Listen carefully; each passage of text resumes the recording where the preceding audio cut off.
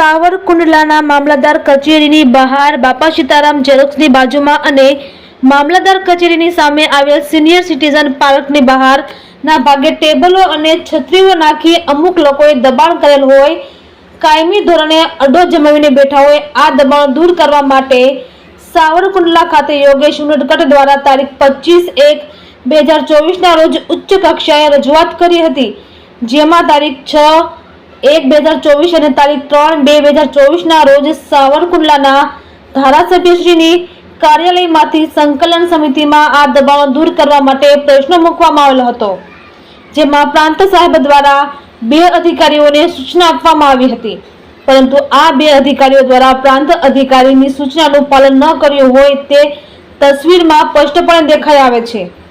મામલતદાર કચેરીની બહારના ભાગે બાપા સીતારામ ઝેરોક્સની બાજુમાં રાહતદારીઓને અડચણરૂપ થાય એ રીતે કમલેશભાઈ બગડા દ્વારા ટેબલો અને છત્રીઓ રાખી અને મામલતદાર કચેરીની સામે સિનિયર સિટીઝન પાર્કની બહારના ભાગે એક પૂર્વ નગરપાલિકાના સદસ્યશ્રી અને એક પાર્ટીના નામે ત્યાં રવિન્દ્ર યાદવ અને તેની બાજુમાં એડવોકેટના નામે બાબુભાઈ ડેરૈયા સહિતના અનેક લોકો દ્વારા ટેબલો અને છત્રીઓ રાખીને જવાબદાર તંત્રને ચેલેન્જ આપતા હોય અને સરકારી જગ્યાનું દબાણ કર્યું હોય એ તસવીરમાં સ્પષ્ટપણે દેખાઈ આવે છે.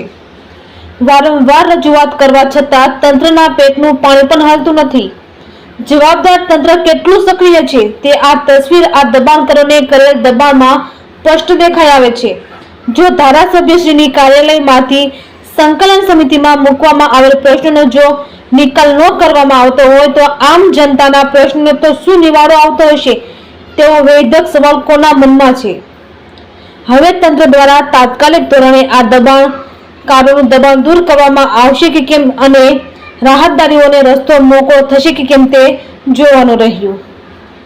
રિપોર્ટર યોગેશ ઉનડકટ, સાવરકુંડલા.